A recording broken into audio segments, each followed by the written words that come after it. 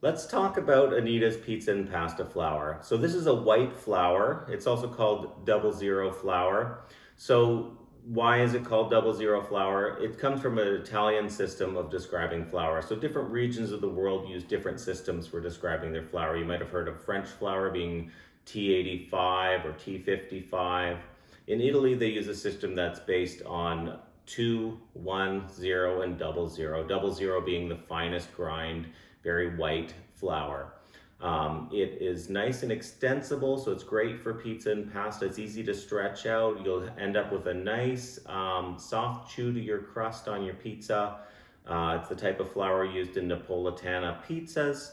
And it's got about a 12.5% protein in it, but it's a sort of a different blend in that it lets it be more extensible, that you can, when you want to toss your pizzas and stretch them out, it's going to stretch out more easily, and it'll have a less of a firm chew than if you just use a regular bread flour or all-purpose flour.